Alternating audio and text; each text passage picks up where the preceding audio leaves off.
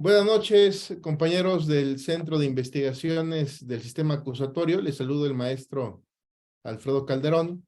Esta noche tenemos un programa de lujo. Nos acompaña el doctor Alberto del Castillo del Valle, quien nos hablará de un tema sumamente interesante que se titula Garantías fundamentales para la defensa en el proceso penal mexicano. Pues como ustedes saben, el doctor es catedrático de la Facultad de Derecho de la UNAM. Tuve el privilegio de haber sido su alumno. Y bueno, doctor, pues siempre es un honor que usted esté con nosotros aquí en el CISA. Gracias, mi querido amigo don Antonio, aquí sufriendo, Antonio Alfredo, aquí sufriendo porque me está dando el reflejo atrás lo que mi señor, pero bueno, atrás lo que sabe que no fue con intención mía. Pero por lo de Antonio, me acompaña mi querido amigo Antonio Alzate, aquí en el despacho, y por eso fue el problema de los nombres. Esa plática, garantías fundamentales para la defensa del proceso penal mexicano, nace a partir de unos apuntes que formulé para mis alumnos de la Facultad de Derecho de la Universidad Nacional Autónoma de México. Unos apuntes que compartí con don Alfredo Calderón, con doña Delia Gómez, y ambos mostraron interés por los mismos y me pidieron que platicara esta noche sobre el particular. Pues vamos a iniciar sobre un punto que no está en los apuntes originales. Insisto, los apuntes eran para los alumnos, ya con ellos he platicado lo suficiente y entonces voy a comentarlo en esta noche de la manera sintética. Hablo de garantías en la Constitución, de garantías empleando el lenguaje correcto del español y del sistema jurídico mexicano. No los errores que traen ahora en que dicen que las garantías son los medios procesales para hacer efectivos los derechos humanos que están en la Constitución. Esa es una verdadera barbaridad. En la Constitución sí, pero en la mía, allí están los derechos humanos. Insisto, no se puede ver la imagen correcta de Tlaloc, pero Tlaloc fue quien me dio los derechos humanos. Tlaloc me dio los derechos humanos. El gobierno del Estado los reconoce. Y después de que los reconoce, los garantiza. Entonces, partamos de que yo, Alberto del Castillo del Valle, hablo de garantías y hablaré de garantías que no de derechos humanos en la Constitución. Por un lado. Por otro, la plática sin duda garantías fundamentales, pero por garantías fundamentales no estoy hablando de lo que Arturo, Miguel, Edgar, etcétera, hablan, dando a entender la idea de derechos fundamentales. Pero. Garantías fundamentales no es porque estén en la Constitución. Hablo de garantías fundamentales como las básicas, las que se necesitan para efectos de llevar adelante una defensa penal adecuada. Lo voy a poner en otras palabras. Fundamental o básico es en donde encuentra su soporte la defensa. La Constitución General de la República, el Código Nacional, mira más qué código tengo, ¿cierto? El Código Nacional de Procedimientos Penales hablan de diversas garantías, en el código le llaman derechos, pero son garantías que tiene el indiciado, imputado, acusado, sentenciado y que sirven para diversos puntos. Pero dentro de ese cúmulo de garantías, para su servidor hay 4 fundamentales, 4 en que se basa precisamente la defensa. 4 que me sirven para que la defensa sea acorde con lo que necesito, una resolución favorable. Una resolución que puede ser una determinación del Ministerio Público de no ejercicio de la acción penal. Una resolución que puede ser del no libramiento de la orden de aprehensión, de la orden de aprehensión, un auto de no vinculación al proceso, o desde luego una sentencia absolutoria. Por ahí podemos encontrar también el tema relativo a al sobreseimiento. Se sobresee porque el Ministerio Público se percata que no debió haber iniciado el ejercicio de la acción penal, pero ya la ejerció y en la etapa intermedia pues, no encuentra elementos para sostener la acusación y ya no acusa y entonces hay un sobreseimiento. A partir de aquí hablo de garantías como medios jurídicos de protección sustantiva de los derechos humanos inscritos en la norma jurídica, no los derechos humanos sino los medios jurídicos, inscritos en la norma jurídica a favor del gobernado y disponibles frente a la autoridad, que se hacen valer precisamente en la defensa de una persona. Reitero, la defensa se presenta desde la investigación. Eso es importante de considerar porque no es nada más ante el juez, es también ante la gente del Ministerio Público, ante quien puedo llevar adelante una defensa. No hay que perder de vista esta idea, por favor. Las garantías fundamentales en la defensa, entonces, son aquellos medios jurídicos de protección de derechos humanos inscritos en la norma por el gobernador y oponibles frente a la autoridad, que me van a conducir a que no se ejerza acción penal, a que no se someta a proceso penal a una persona o a que se dicte una sentencia absolutoria. Y esas garantías, que por cierto, unas están como principios en la Constitución, no dejan de ser garantías, otras ya estaban en el sistema jurídico constitucional o en el sistema jurídico legal anterior, sirven para los efectos ya mencionados, proteger al gobernado.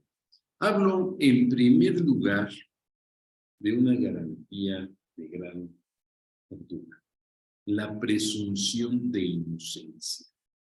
La presunción de inocencia que implica que durante el tiempo que la persona esté sometida a investigación o a proceso penal, no podrá ser considerada penalmente responsable. Es inocente. Hace algún tiempo, no les digo cuánto, porque pues control, no me acuerdo cómo me llaman hoy, pero hace algún tiempo en una audiencia en Zumpango, Estado de México, uno de los testigos del Ministerio Público dijo, refiriéndose a la persona que estamos patrocinando, el licenciado don José Luis Conde Durán y su servidor, es que este asesino, dijo Conde, señora juez, le pido que ponga en orden al testigo. No puede decir que es un asesino. Es que es eso. No, señor testigo, usted no puede calificar. Hay presunción de inocencia. Y había la presunción de inocencia en ese asunto y lo hay en todos los asuntos. La presunción de inocencia se presenta en 3 formas que están íntimamente vinculadas. Primera forma, no considerar a la persona penalmente responsable sino hasta que haya una sentencia. A eso se le llama regla de trato. Segundo, la idea de que quien debe presentar los elementos de prueba es precisamente el acusador. Hay una presunción de inocencia y por lo tanto tú debes traer las pruebas correspondientes, las pruebas tendientes a darle fuerza a la acusación. Y una tercera etapa, al momento de valorar pruebas. Es interesante este tema. Hubo una audiencia en donde Alberto del Castillo González dijo que apelaba ante el juez, ya en los alegatos de clausura, apelaba al juez para que aplicara la presunción de inocencia. Y dice el Ministerio Público, ¿cómo en este momento el abogado no sabe? Un momento, hay una tercera etapa en materia de presunción de inocencia que nos conduce a una situación muy particular. Valora las pruebas, pero pensando que el fulanito no es penalmente responsable. No estés valorando la prueba con la idea de que es responsable. Fíjense que en este tema pues tenemos un pequeño, gran problema en la actualidad, porque infortunadamente los jueces están valorando pruebas con presunción de culpabilidad. Hay un principio de presunción de culpabilidad en materia de la sentencia, en el proceso mismo, en el auto de vinculación al proceso. No tengo, esa es una frase muy célebre que están empleando los jueces, desgraciadamente. No tengo pruebas, pero tampoco tengo dudas. Eso es muy delicado. Y es muy delicado porque entonces estamos ante la situación particular de presentar una defensa que rema contra todo, contra el agente del Ministerio Público, contra la víctima o el ofendido, y contra el juez, contra el sistema judicial, pero no debiera ser así. Voy a poner un ejemplo que me tocó vivir y fue muy delicado. Estamos en una audiencia inicial. Delito, discriminación con violencia de género. Una persona en una audiencia se refirió a una persona sin referir su nombre y sin que estuviera presente y se le procesa porque le dijo prostituta. Para no hacerles el cuento largo, ya estando en la audiencia, ya después de los argumentos en la audiencia inicial, el juez voltea a ver a mi patrocinado y le dice, señor Mauricio, usted me va a entender, necesito dictar una resolución, pero debo proteger los derechos de la víctima. Perdón, aquí hay un problema muy grave. Usted, señor juez, no puede proteger los derechos de la víctima, porque entonces ya rompió la presunción de inocencia. Se rompió la presunción de inocencia desde el momento en el que él estaba protegiendo los derechos de la víctima frente al indiciado, al que iba a poner en la condición de imputado, al que iba a someter a un proceso penal. ¿Dónde queda la imparcialidad? ¿Dónde queda la presunción de inocencia?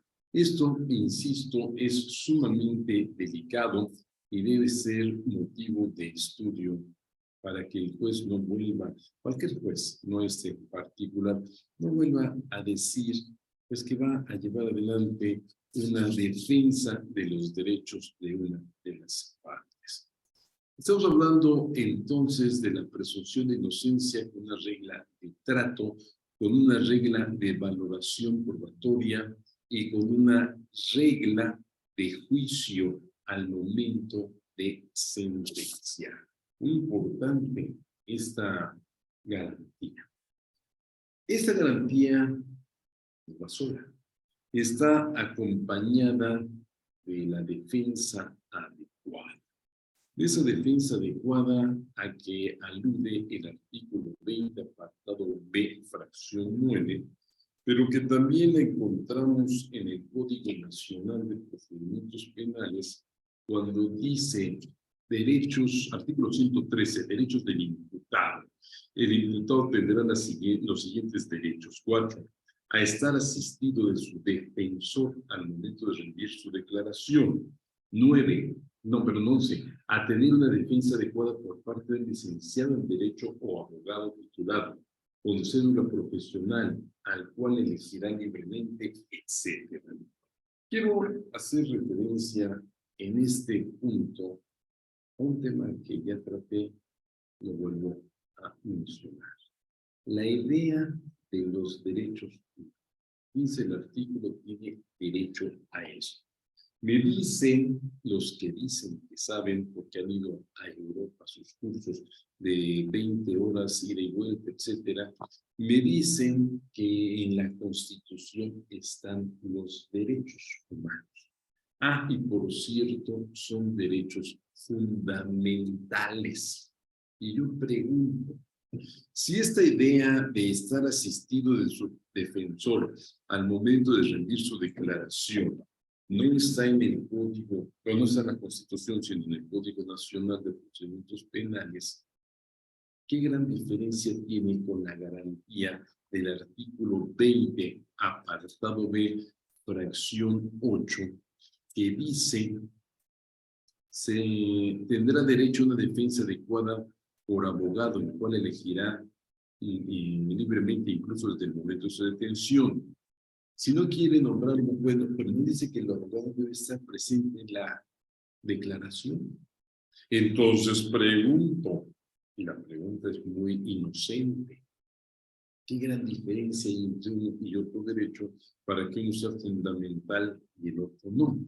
Ah, es que es fundamental porque está en la Constitución. Semejante sandez no la deben repetir ustedes.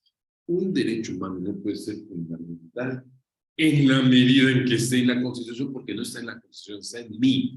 No porque la Constitución aluda a ese derecho, ya es fundamental. No. La Constitución es una norma fundamental. La Constitución es una norma fundamental. Es la fundante de las instituciones. No digan, por favor, que son derechos fundamentales porque están dados por la Constitución. Ahora bien, al hablar de una defensa adecuada, tenemos que hacer referencia a qué es la defensa. Dice Alberto del Castillo del Valle, defensa jurídico-procesal, actividad que desarrolla la persona profesionalmente capacitada para patrocinar juicios en aras de proteger a su cliente o defendido en una causa para evitar una condena. Esa es la defensa jurídico-procesal. Cuidado. El Código Nacional de Procedimientos Penales señala puntualmente que quien va a fungir como defensor debe ser licenciado en Derecho o abogado con título. Su servidor es lo que soy. Ah, sí, doctor en Derecho. No, espérame, tú no puedes ser el defensor. ¿Por qué no? Si soy doctor en Derecho. Porque no me has demostrado que estés capacitado para entender un juicio. Vamos, para atender un juicio. Pero pues, soy doctor en Derecho, sí, pero no licenciado, no abogado. Cuidado, el día de mañana que ustedes estén en un asunto, no presuman su grado académico. Son licenciados en Derecho, son abogados. Hay una distinción, de hecho el código habla de licenciado en Derecho o abogado. ¿Por qué? Porque la Universidad Nacional Autónoma de México me otorgó el título de licenciado en Derecho. La Benemérita Universidad Autónoma de Puebla otorga el título de abogado, notario y actuario. Ah, bueno, ya hay una diferencia allí. Y entonces pues, nos ubicamos en una situación de dos formas de denominar a quien conoce la norma, a quien ha sido capacitado para participar en juicio en defensa de una persona. Y ese es el defensor. No puede ser defensor alguien que no sea licenciado en Derecho o que no sea abogado. El licenciado en Derecho, el abogado, el defensor, que está capacitado para atender un juicio, para patrocinar a una persona, debe conocer puntualmente la norma. Debe conocer el sistema procesal penal. Debe tener la idea de cómo enfrentar un juicio, la versión de cómo ofrecer medios de prueba.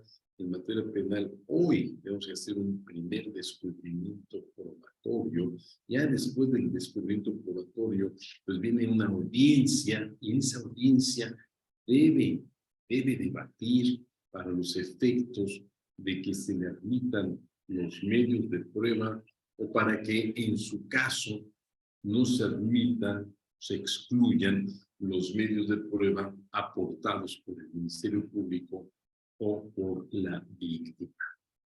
Debe también saber interrogar, contrainterrogar, etc. Y debe saber las estrategias y los momentos en los cuales debe actuar. Vamos a poner un caso de la vida real que se presenta.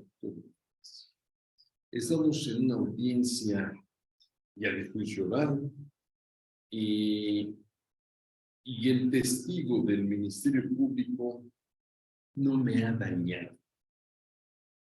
Pero el abogado necio, tal vez torpe, tal vez testarudo, lo que hace es contrainterrogar, pero ¿para qué?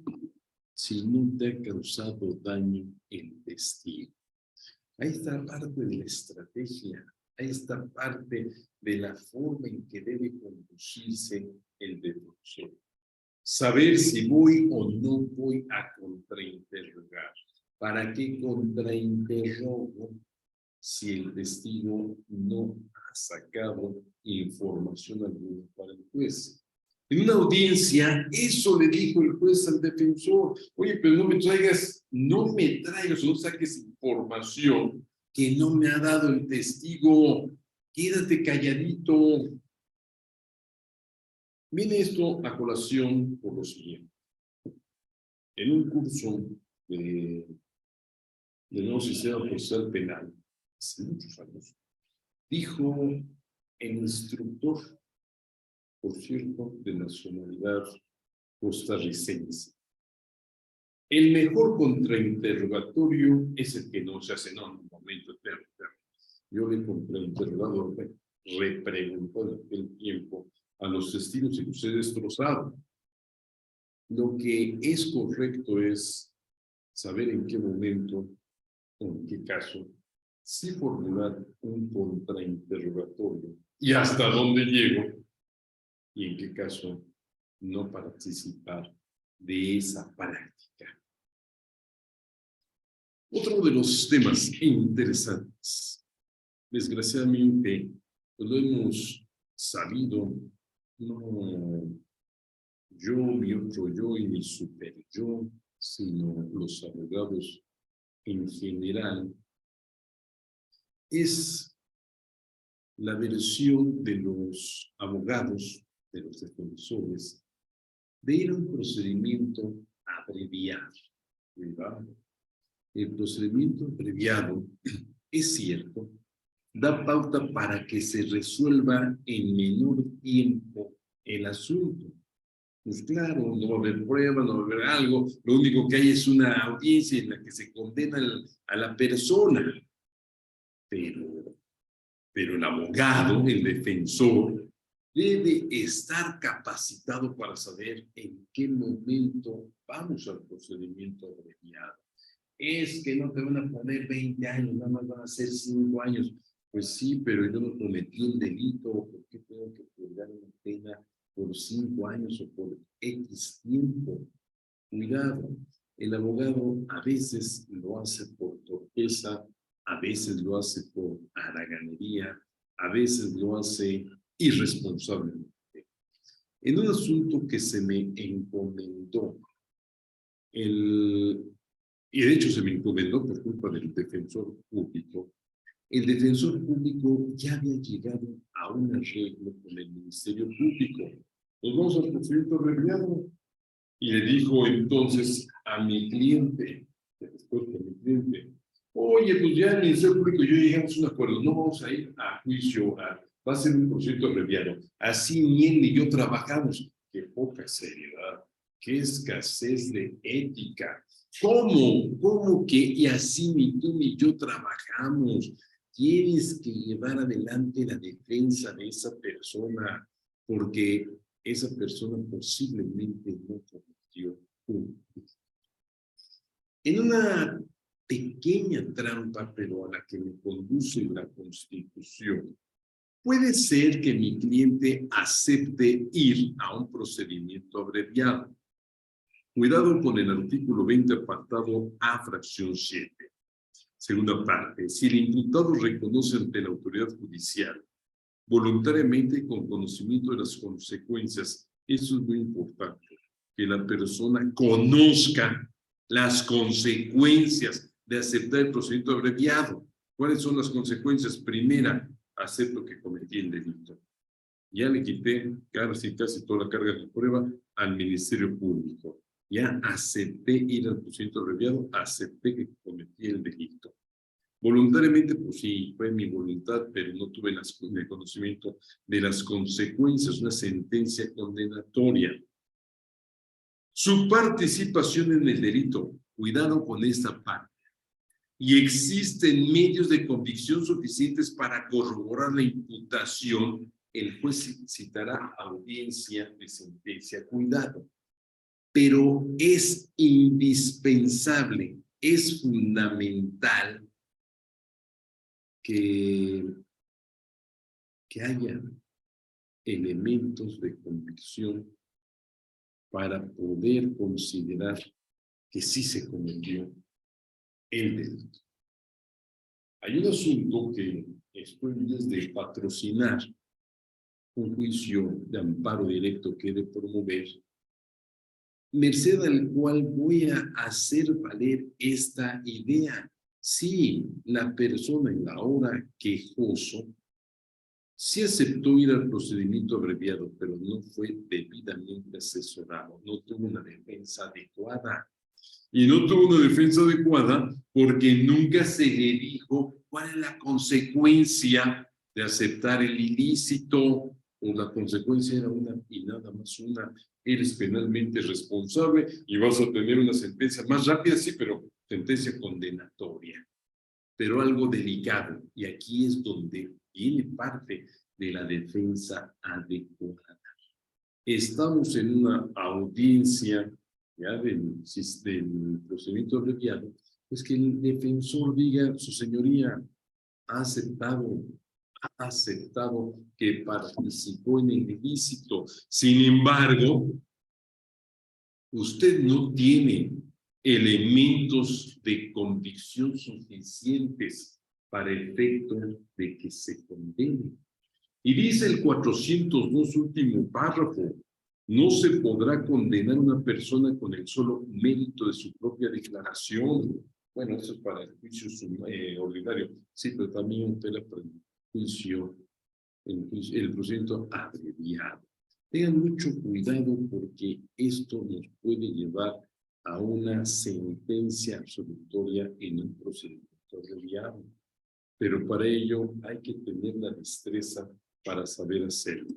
Y si no se hizo de esa manera en la audiencia, pues va a haber una sentencia condenatoria, pero esa sentencia condenatoria, en términos del artículo 467, fracción 10, admite el recurso de apelación. Se deben apelar de las siguientes resoluciones emitidas por el juez de control: 10, la sentencia definitiva dictada en el procedimiento abreviado. ¿Se falló? Ni modo, no tuve sentencia que revocara en ese procedimiento, en ese recurso de apelación. En el amparo directo planteo estos puntos y da pauta para que entonces se obtenga el amparo y la protección de la justicia de la Unión. Esto es importante de considerar, porque muchas veces se cree que como es un procedimiento abreviado, ya no hay algo que hacer. Tú aceptaste el delito, ya que le estás haciendo de emoción. Sí, pero no tenía el conocimiento puntual de las consecuencias, uno. Y dos, no tenías elementos de convicción que dieran pauta para que tú dijeras, tu juez, dijeras si se cometió el delito. Y la defensa adecuada no se contrae solamente a participar ante el juez de control, sino también a impugnar, a recurrir las resoluciones. Un pequeño paréntesis interesante, fenomenal. Don Antonio, ¿usted acepta el cargo de defensor? Sí, lo acepto. Bueno, antes de que yo le confiera el cargo, acepte que usted sea el defensor, voy a convencerle, yo soy el juez en este momento, voy a convencerme de que usted puede ser defensor. Dígame, ¿conoce las obligaciones que le impone el artículo 117 del Código Nacional de Procedimientos Penales? Sí, sí las conozco, está bueno, entonces sí es el defensor. Ah, caray, abogados, cuidado, mucho cuidado. Esto que acabo de ejemplificar con mi querido amigo don Antonio Arfate y Benítez fue lo que me pasó en un juicio. Bueno, en una audiencia me dijo el juez, ¿conoce el artículo 117? Sí, y yo pues adentro es que no me pregunte porque no sé qué va a pasar. Ah, bueno, entonces sí es defensor. Pero el juez, ¿cómo puede estar seguro que sí conozco ese artículo? El que establece las obligaciones del defensor. Primer punto. Segundo punto, el juez engañado durante el desarrollo de las diligencias, pues se percata de que no tengo el conocimiento, la capacitación, la calidad de un defensor. Cuidado, cuidado. Antes hacían una barbaridad los jueces. Se levanta y se sale de mi juzgado. Y es tuyo en primer lugar y no son las formas. ¿A qué jardín de niños fuiste para que me trates así? No, sé de ser un juez. Dice el artículo 121, garantía de defensa técnica. Siempre que el órgano jurisdiccional advierta que existe una manifiesta y sistemática incapacidad técnica del defensor, prevendrán al imputado para que designe otro. Eso es interesante, muy interesante. Abogados, en el caso que les dije que voy a patrocinar en breve, hubo este pequeño defecto de juez. Hubo 3 intentos de audiencia para ir al procedimiento abreviado. Y en cada uno de estos 3 intentos hubo un defensor distinto. ¿Cómo puede estar seguro el juez que el defensor A o el B o el C conocía del asunto? Están dejando el estado de indefensión al gobernador. ¿Dónde está la defensa adecuada? La defensa adecuada no se presenta porque una persona estuvo junto al indiciado. Pues sí, estuvo calentando la banca nada más. No, es que pues era mi estrategia, una defensa pasiva. Sí, pasiva para que lo culparan de todo el delito, caray. No, cuidado, el abogado, y ya no es palabra del verbo, es el criterio del Poder Judicial de la Federación. El abogado debe estar pendiente de lo que pasa, debe hablar, debe objeto esta pregunta, ¿por qué? Por eso tiene razón, por lo tanto no se formula, lo que sea. Debe saber interrogar, contrainterrogar a los testigos, etcétera. Y debe saber en qué momento recurrir. En ese asunto que les dije que me dijo, ¿sabe cuál es el contenido del artículo 117? Un pequeño defecto de la defensa. Hace un momento por ahí estaba mi amigo Sergio, pues aquí está Sergio Ramón Guevara. A Sergio Ramón Guevara se le fue el avión, por llamarlo de una forma muy técnica, y no recurrió una resolución del juez. Claro, Sergio dice, pues a ti también, ¿por qué tú no hablaste? Porque a mí no se me ocurrió. No, lo que pasa es de que estamos en una audiencia ya de juicio y se nos hizo tan absurdo y tan burdo lo que estaba pasando que nunca pensamos que eso pueda trascender al resultado del fallo. Pero tengo una ventaja, un as bajo la manga. La ley de amparo dice que las violaciones procesales que no sean de ejecución de imposible reparación pueden atacarse o no atacarse a través de la apelación y ya después en amparo enderezar la demanda. Bueno, pues es lo que hicimos, lo promovimos en amparo. Planteamos la violación procesal en el juicio de amparo. Esto porque además así nos convenía para no estarnos enfrascando en una pues, espantosa y absurda discusión dentro de la audiencia oral. Vamos a una tercera garantía, carga de la prueba en contra de quien acusa. ¿Quién acusa? El agente del Ministerio Público. Dice el Código, dice la Constitución, que también el particular, entiéndase la víctima o el ofendido en los casos que permite la ley. De concreto al Ministerio Público. Otra vez, presunción de inocencia, pues el que acusa prueba porque tú tienes la presunción de ser inocente. Está bueno. Nos vamos a esta situación particular. ¿Quién está afirmando algo? ¿O lo está afirmando el que acusa? Tú cometiste un delito.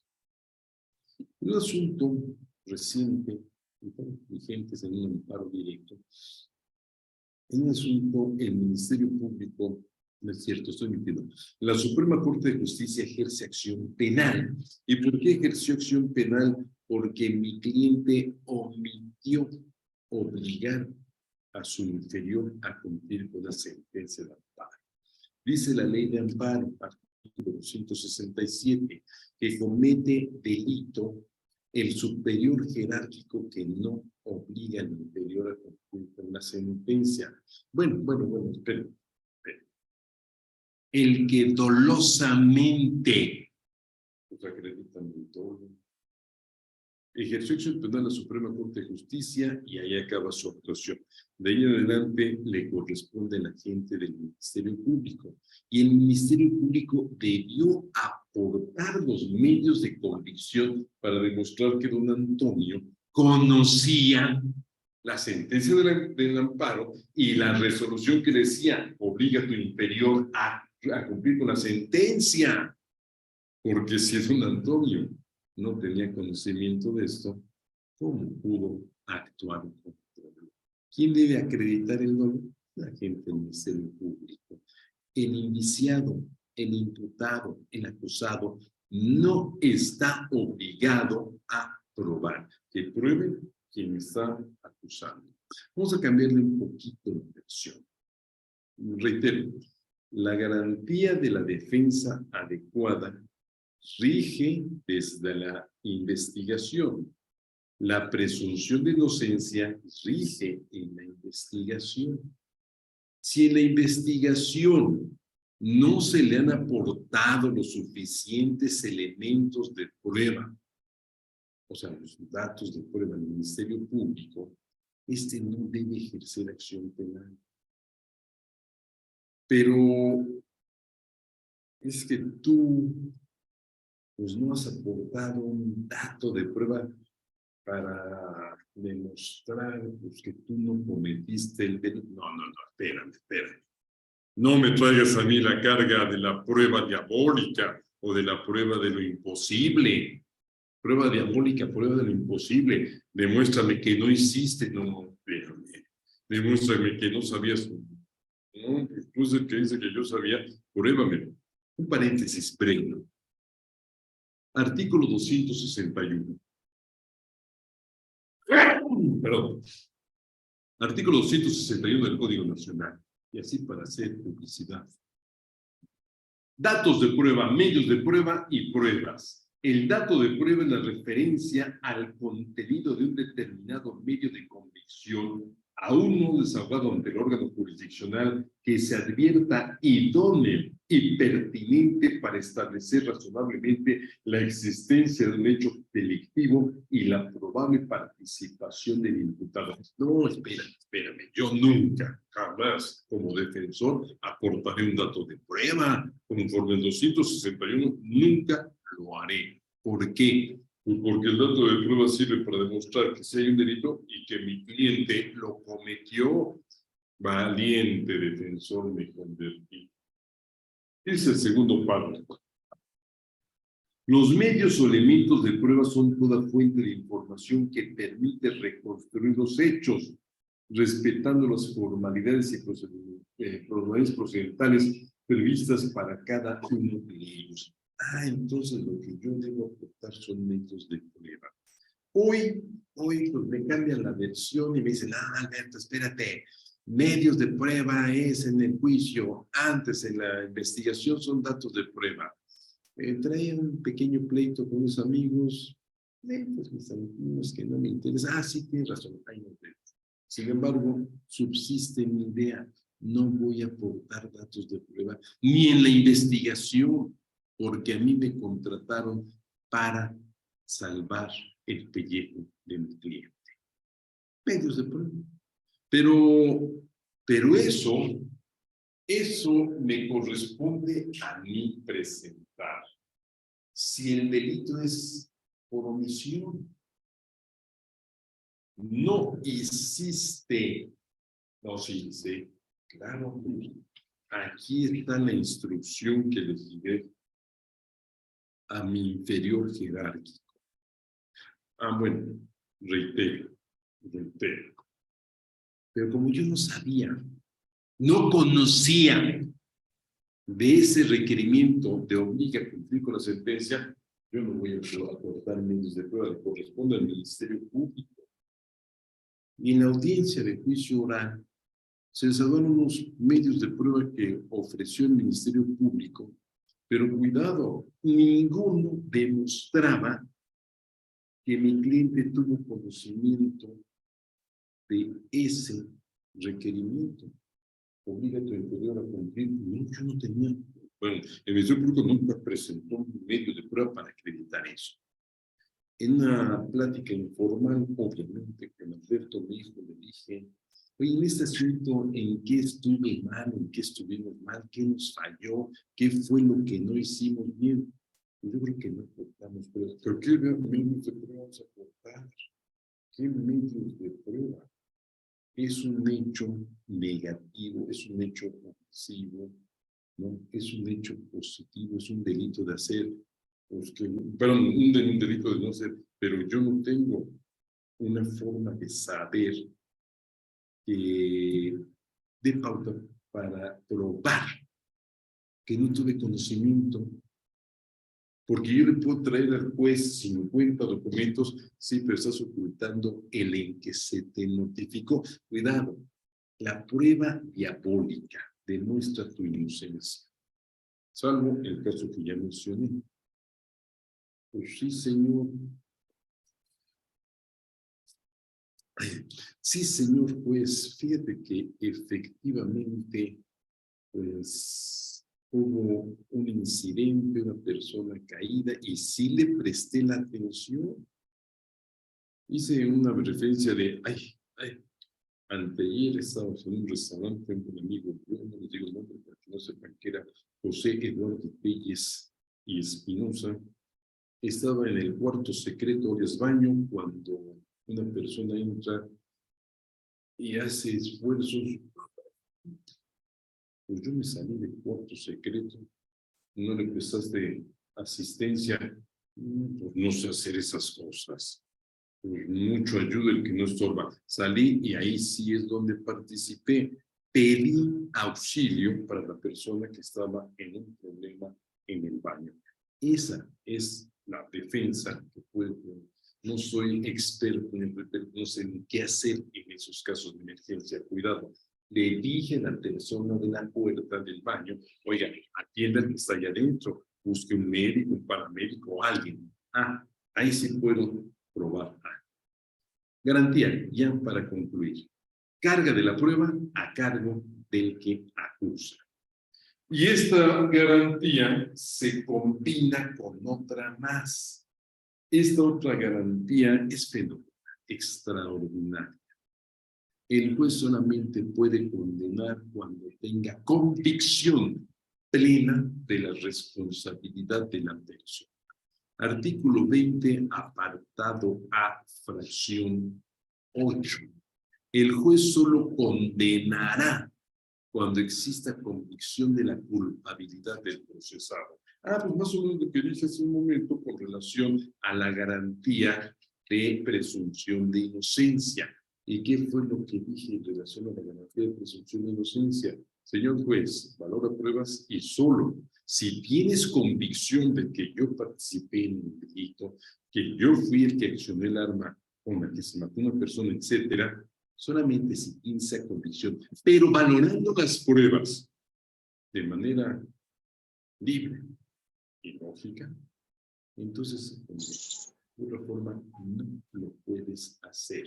Presunción de inocencia, regla de juicio y actúa de esa manera. Señores abogados, en el caso de esta garantía, convicción del juez de la plena responsabilidad, nos topamos con una situación muy sui generis.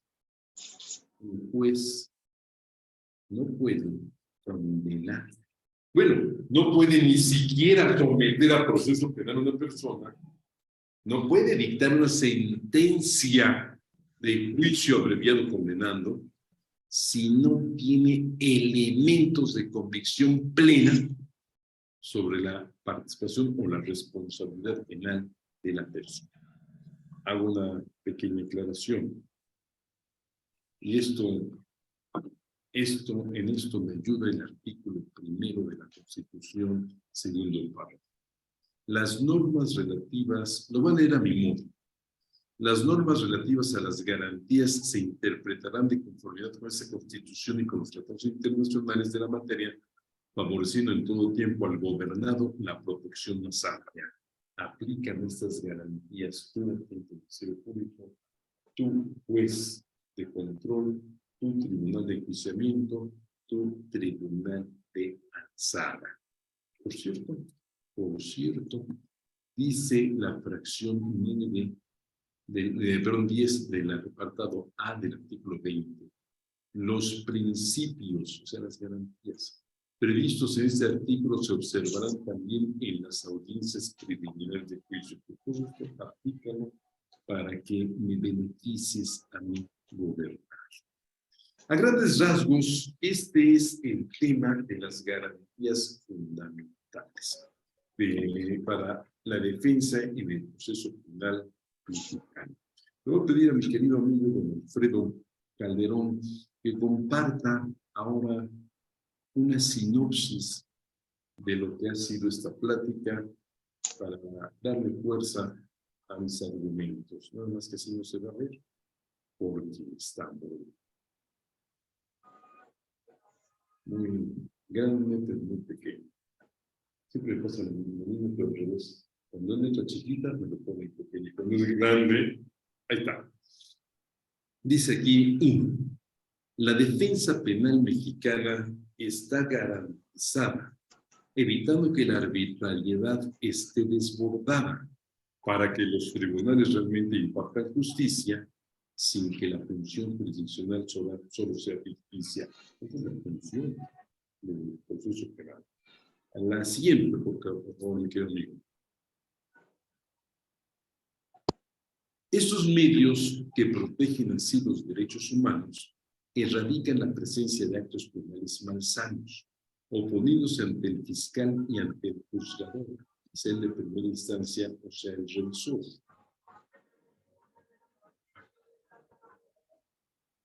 Obligan desde la integración de la investigación, así como para decretar el auto de vinculación. En procedimiento abreviado que es vía sumaria, igual en primera y segunda instancia ordinaria. Primero, se presume la inocencia del procesado, quien en el juicio será defendido por un abogado, o por quien tenga título de licenciado en Derecho, que deberá desvirtuar la participación en el hecho. Por ello, debe llamársela la investigación, decidiéndose así si debe ejercerse la acción, pues ante el Ministerio Público puede desvanecer los datos en su contra y así los hechos esclarecer.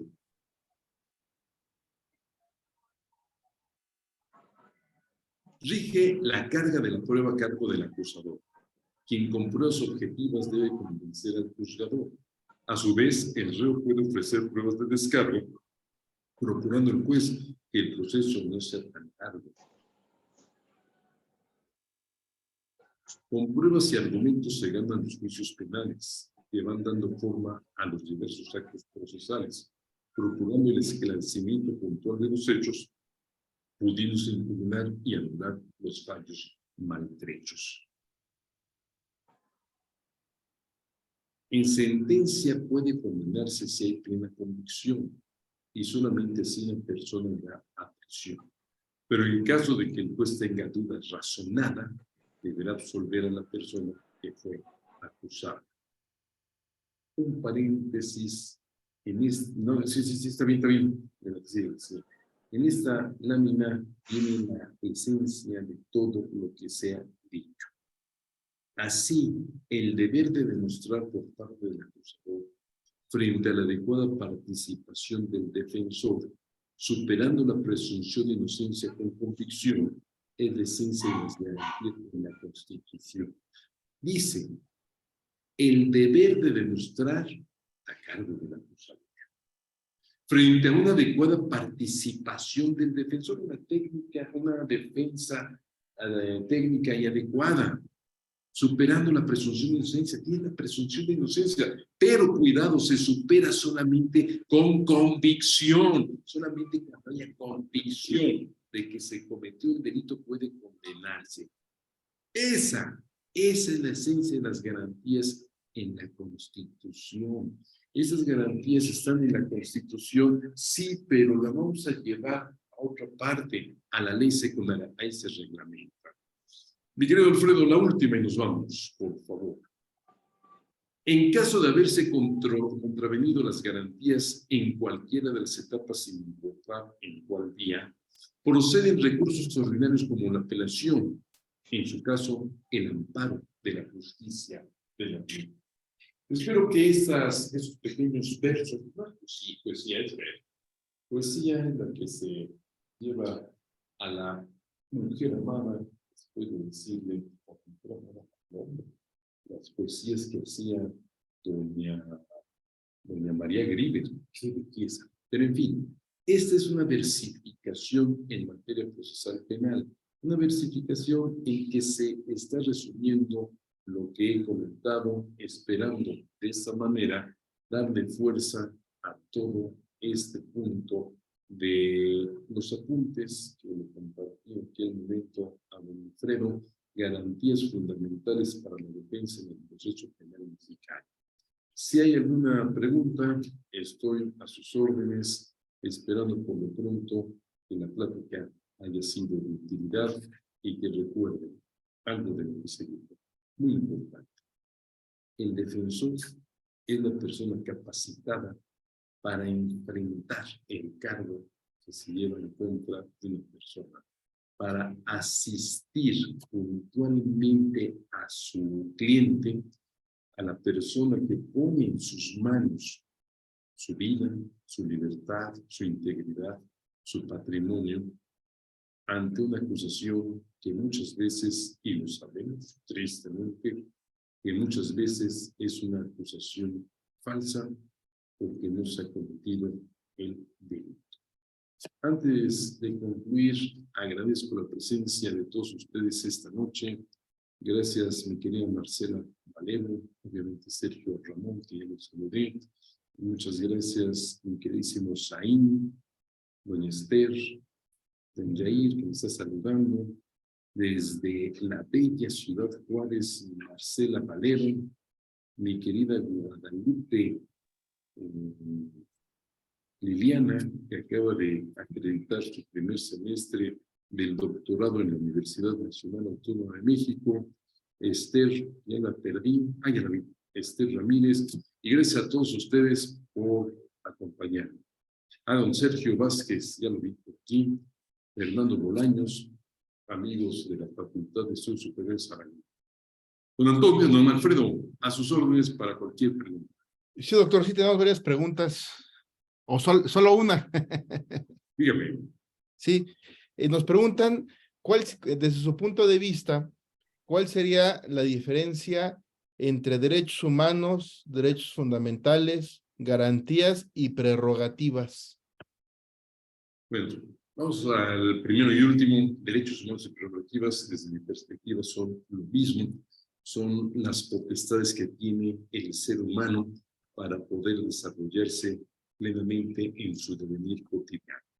Ahora, derechos humanos son, lo que he dicho, prerrogativas de que es titular el ser humano para desenvolverse plenamente en su devenir cotidiano y de esa manera alcanzar su felicidad. ¿Por qué? Porque se proponen ciertos fines y los alcanza, bueno, será feliz. Estas prerrogativas o estos derechos se dividen en dos tipos de derechos, de potestades. Los derechos naturales, insisto, porque aquí hay una litografía de Tlaloc, pero el reflejo no lo permite ver.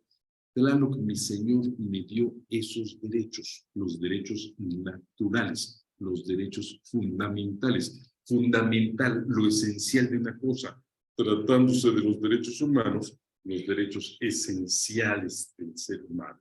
Esos son los derechos naturales. Los derechos fundamentales son derechos naturales. Pero hay otra clase de derechos, los que han nacido en sociedad. Verbigracia. Todos tenemos derecho a la reunión. Todos, durante toda la época, durante todos los tiempos en que ha habido seres humanos bajo la faz de la tierra, sobre la faz de la tierra. Verbigracia, la mujer de Tepexpan, se pudo reunir con otros seres humanos para cazar el mamut. Desgraciadamente, pues ella no se quitó a tiempo y el mamut la apachurró y ahí murió. Sí, pero ella se había reunido para cazar el mamut.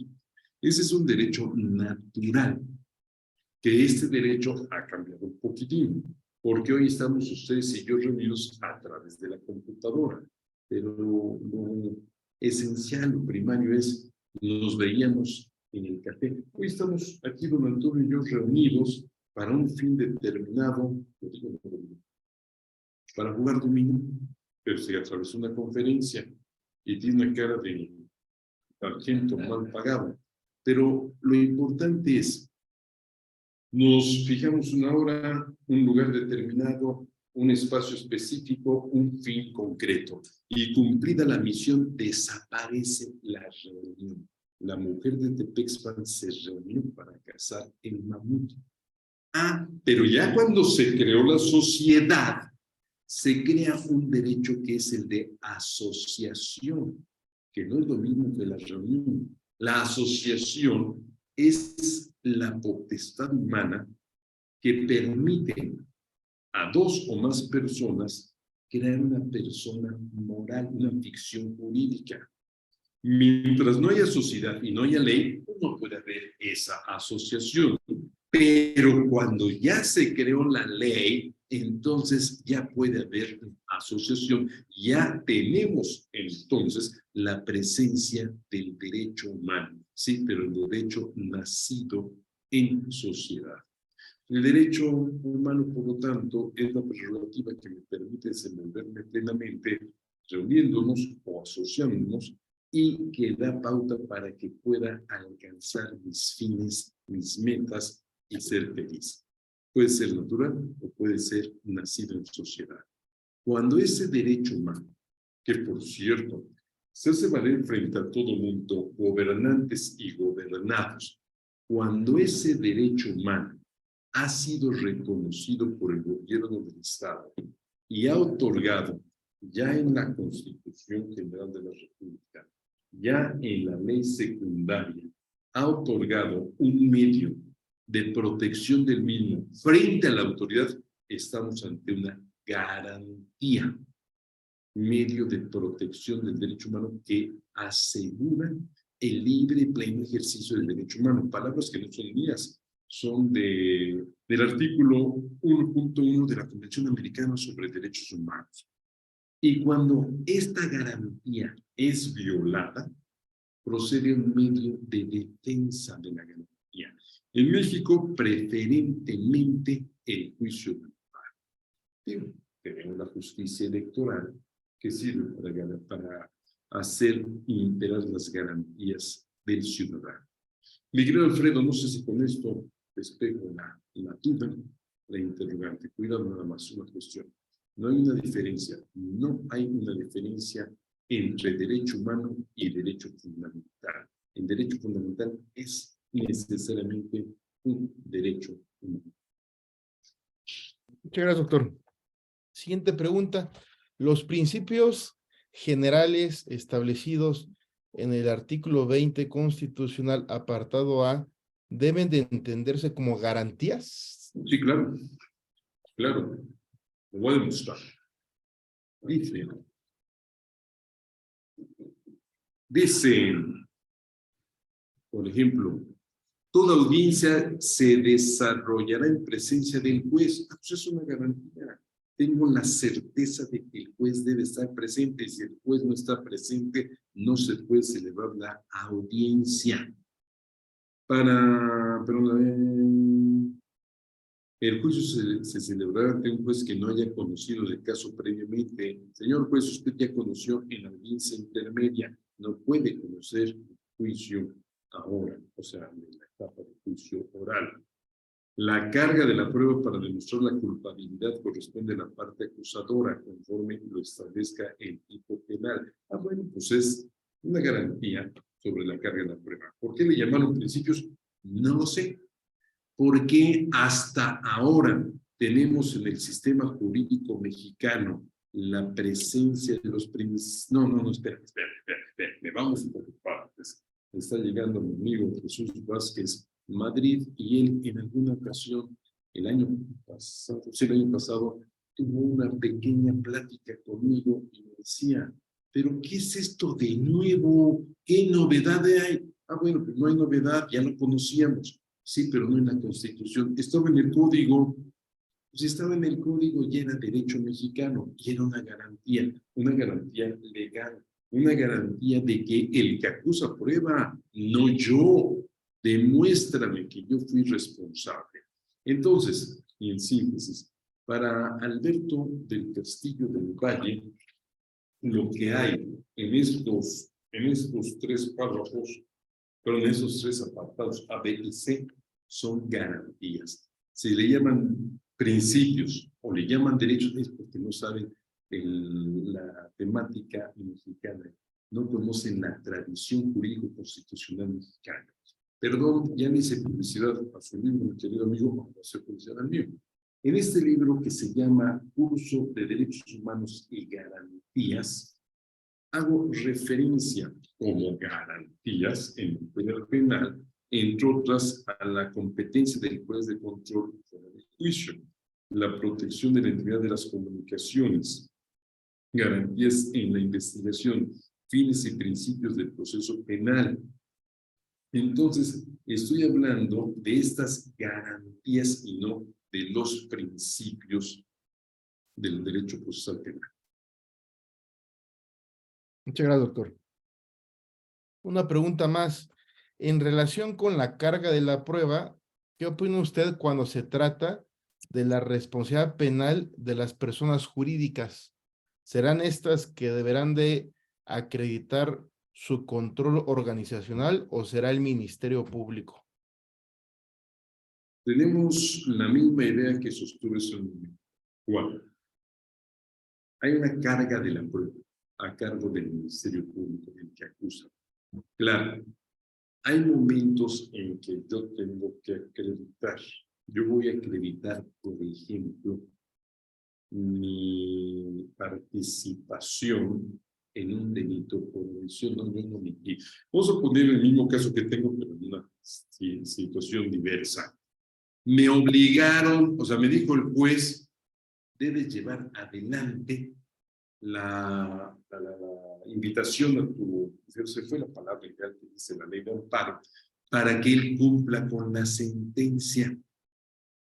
Que eso me pasó en un caso concreto.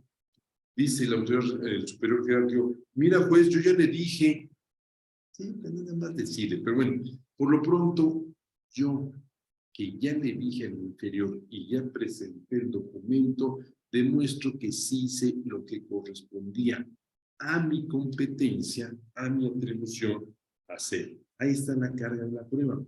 Vamos a cambiarle para dar respuesta a la pregunta. Si en el caso de la persona jurídico colectiva o persona moral, por ahí hay un problema muy serio con el Código Nacional de Procedimientos Civiles y Familiares, porque el Código Civil habla de personas morales y el otro habla de personas jurídicas. Se va a armar el desmán.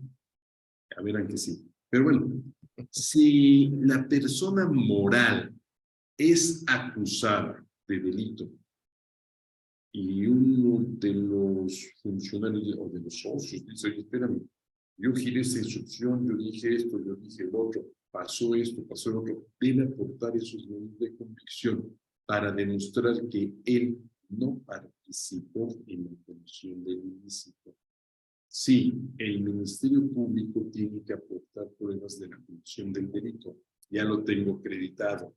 Ya ves como si participó la persona moral. Ah, pero espérame. Pero la persona moral por conducto de tal persona física.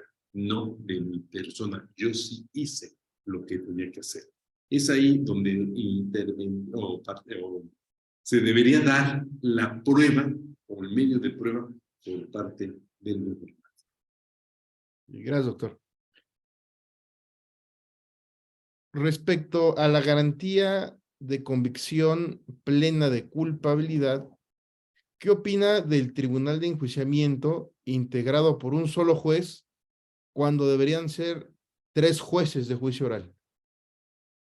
Bueno, si la ley exige que estén 3, pues deben estar los 3. Si solamente participa uno, está violando una garantía no tanto de la convicción, sino en la integración del órgano jurisdiccional. Eso lo puedo alegar en la apelación, en su momento en el amparo directo. No se conformó debidamente el tribunal.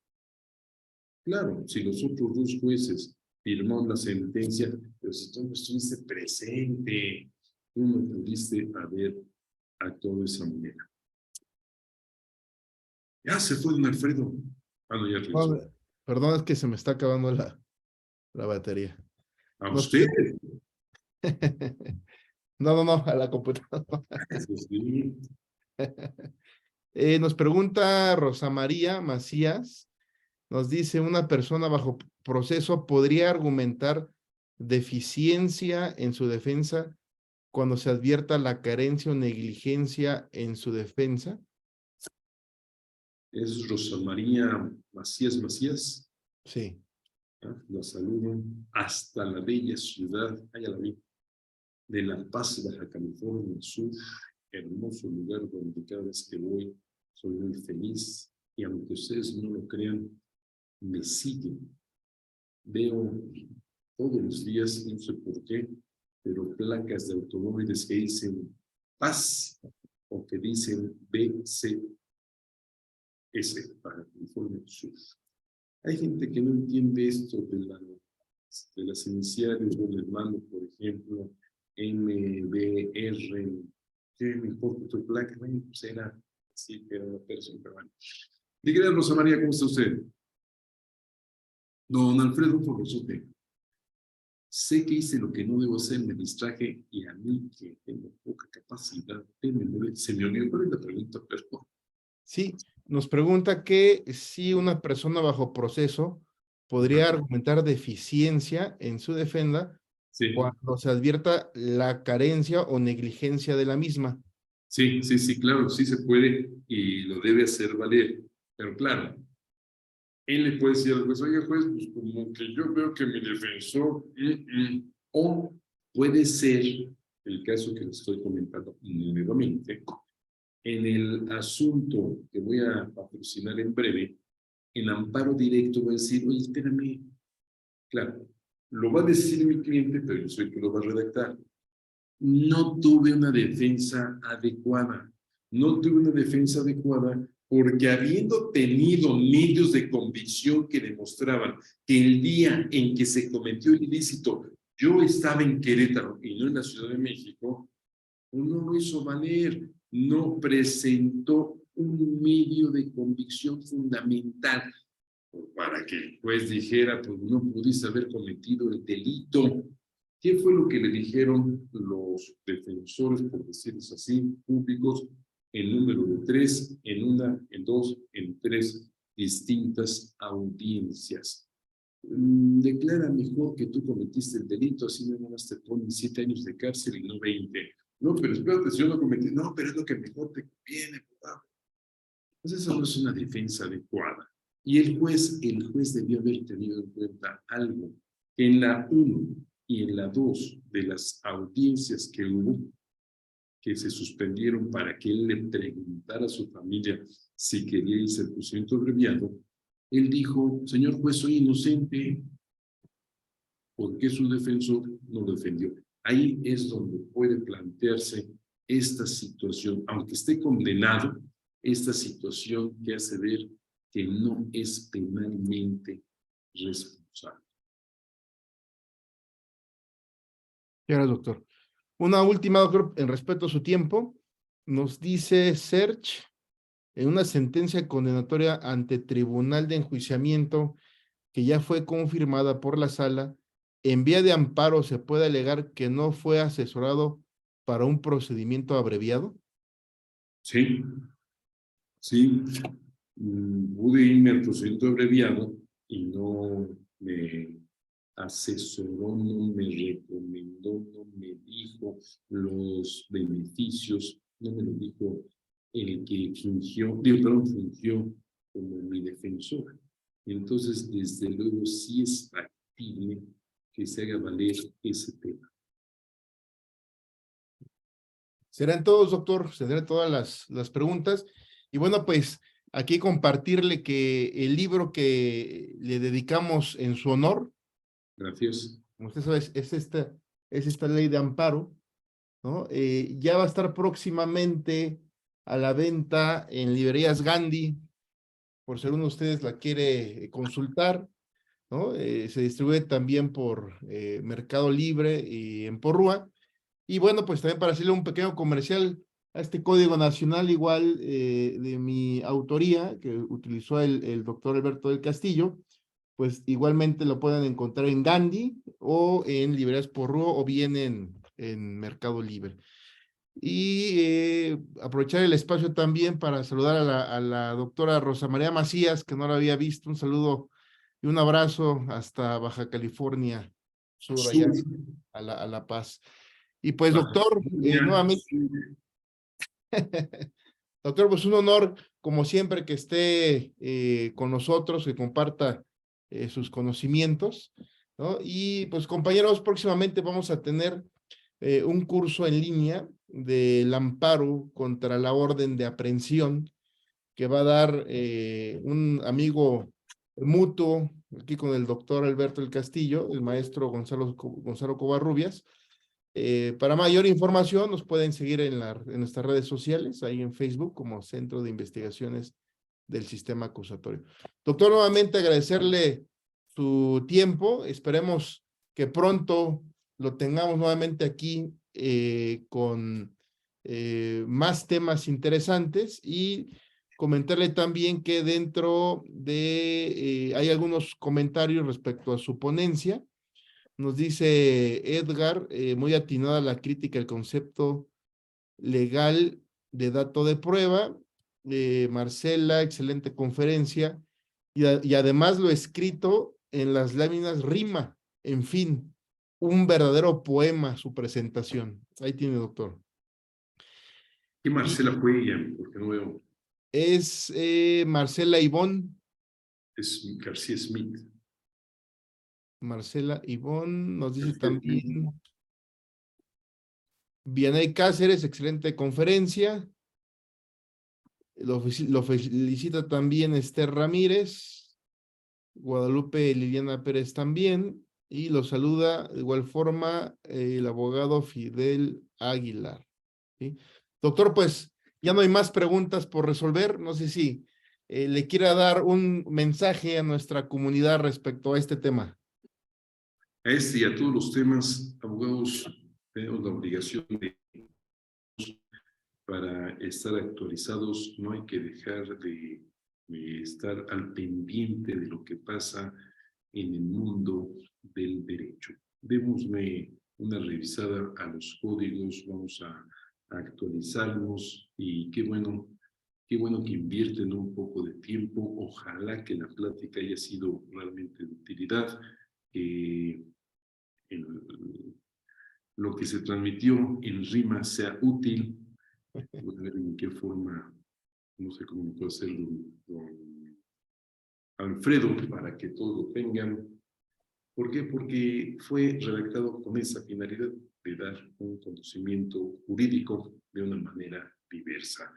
Agradezco mucho la presencia de ustedes, agradezco a mi niña Adriana Vargas, alumna de la facultad, agradezco también por ahí, está Ariana García, no sé si es Yair, porque luego Yair se pone medio serio, porque no lo saludo, y Paulina, ya se le fue la Paulina, mañana la tengo aquí castigada por irse. Pero bueno, agradezco a todos ustedes. Hago una invitación. Voy a tener una plática próximamente en el mes de agosto. Ojalá me puedan acompañar. Esa va a ser presencial. Ojalá que todos me acompañen. Voy a ir a La Paz, Baja California Sur, a la Casa de la Cultura Jurídica de la Suprema Corte de Justicia de la Nación. Me levantó el castigo doña Rosa María Macías y Macías, Rosy Macías, y entonces voy a estar por allá. Ojalá todos me acompañen. Algún día Jesús Vázquez me invitará nuevamente a Puebla, pero mientras tanto, tengan buena noche, sean felices, pórtense como consideren pertinente, de preferencia bien. Gracias a todos. Muchas gracias por todo. Compañeros, si quieren el material del doctor, lo pueden pedir. Les voy a dar un número de WhatsApp. Escriben ahí ustedes para que se los envíen. Es el 55 45 70 83 20. Se lo repito, 55 45 70 83 20. ¿Sí? Doctor, nuevamente un honor, como siempre. Le envío un fuerte abrazo con mucho cariño. Déjeme decir que grabé una parte de la plática aquella donde hablé del procedimiento abreviado, el asunto que voy a patrocinar. Ya me contestó mi cliente, no sé cómo lo hace porque en las cárceles no hay teléfonos, pero me dice: buenas noches, gracias, ya lo oí. En estos días he estado hablando con mis familiares para que me ayuden a pagarles sus honorarios. Sí, eso es fundamental, los honorarios, porque de otra forma, ¿qué? Pero lo importante es buscar que se haga justicia. Esa persona tal vez cometió un delito, no hay elementos que lo acrediten, solamente su dicho, y dice el código, según lo leí hace un momento, que nadie será castigado o penado por motivo simple y sencillamente de su declaración. A él, así fue como lo condenaron. Perdón, gracias. Gracias, mi querido Alfredo. Un gusto, doctor. Un abrazo fuerte. Compañeros, muchas gracias por estar con nosotros. Y pues estén pendientes de nuestra próxima conferencia la próxima semana. Buenas noches y que descansen. Un abrazo, doctor. Hasta luego. Gracias. Y ojalá que yo descanse en La Paz. Un gusto. Gracias. Buenas noches. Hasta luego.